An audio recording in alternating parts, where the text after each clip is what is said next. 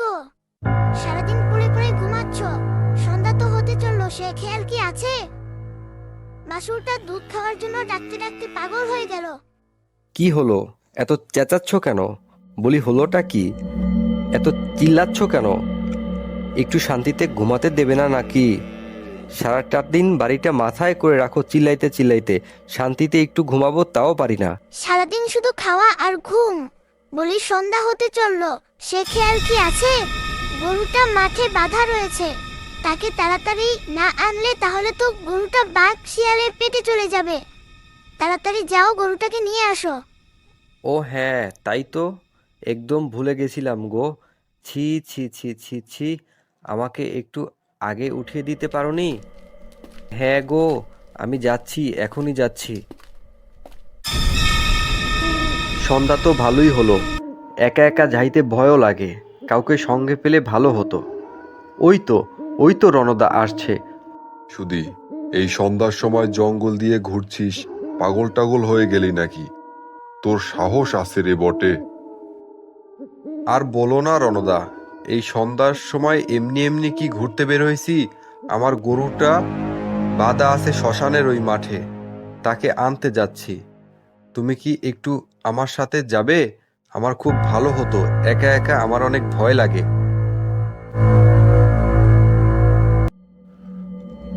পাগল টাগল হয়ে গেলি নাকি?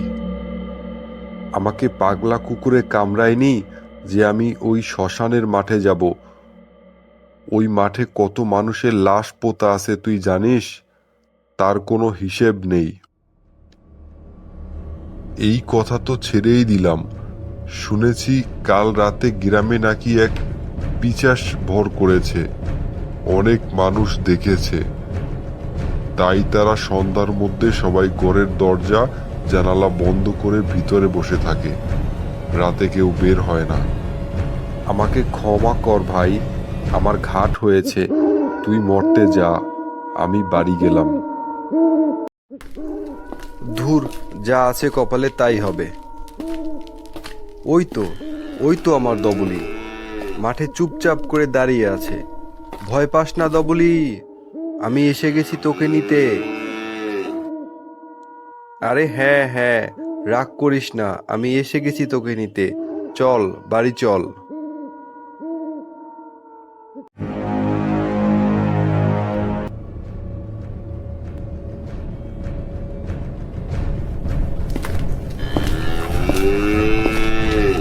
কে ওখানে? কে ওখানে? কে ওখানে? কে?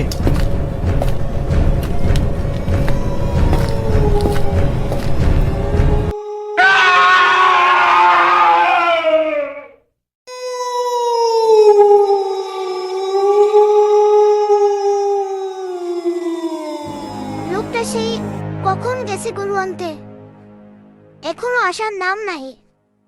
লোকটার আবার কোনো বিপদ হলো না তো? এক কাজ করি, আমি একটু গিয়ে দেখে আসি।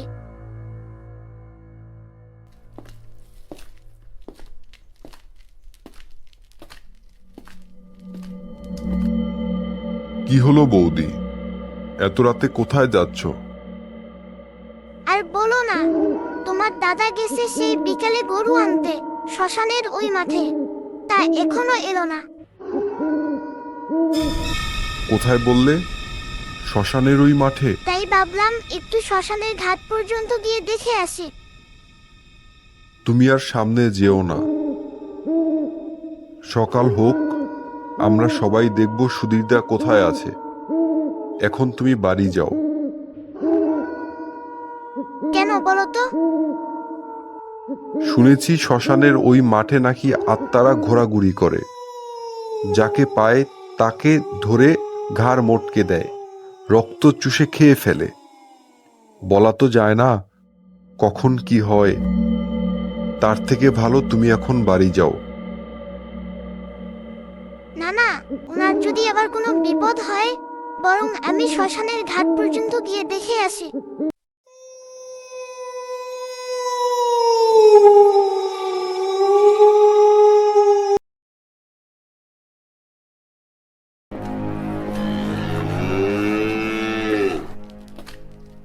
এই তো, এই তো আমাদের গরুটা। কিন্তু গরুটা এখানে রেখে উনি কোথায় গেল? গরুটা নিয়ে আজকে বাড়িতে যাই, তারপর উনি আসুক, আজকে দেখাচ্ছি মজা।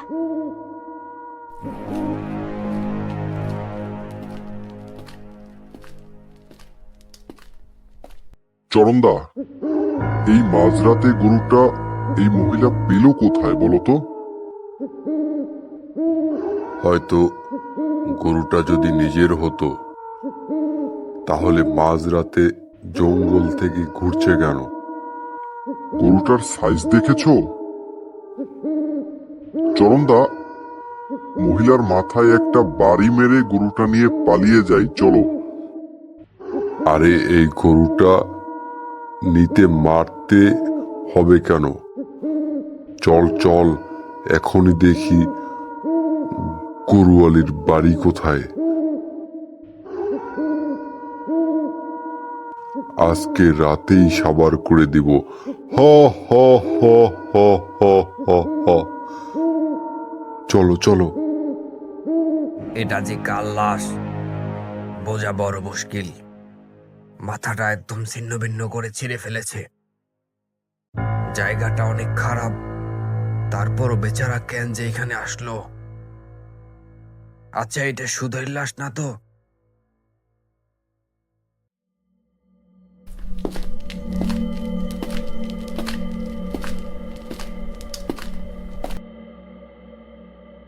বৌদি, বৌদি, বৌদি, শিগগির চলো, ঘাটে চলো আমার সাথে। ঘাটের পাড়ে একটা লাশ পড়ে আছে।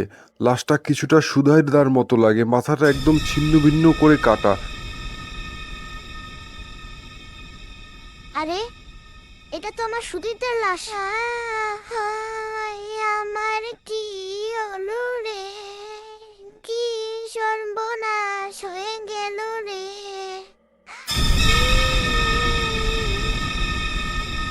কি সর্বনাশ হয়ে গেল রে।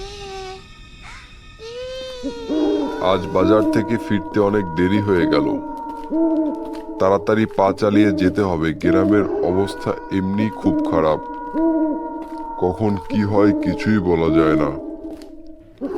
এ কি, এটা আবার কি? কিরে, খুব শান্তিতে ঘুরে বেড়াচ্ছিস? সেদিন আমাকে যদি একটু সাহায্য করতি তাহলে আজ হয়তো আমি বেঁচে থাকতাম, কিন্তু তুই তা করিসনি। তবে আজকে তোর মৃত্যু অনিবার্য আমার হাতে। তবে মর, হা হা হা হা হা।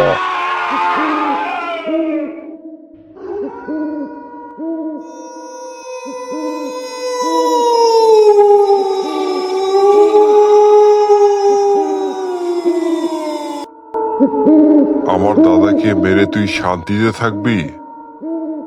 আজকে তোর ববলীলা শান্ত করে দিব।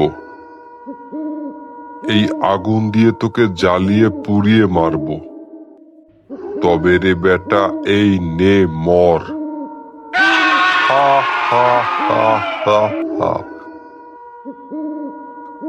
হা হা হা হা হা। হা হা হা হা হা। কি মজা, কি মজা, হা হা হা। হা হা হা হা হা। কি মজা, কি মজা, হা হা।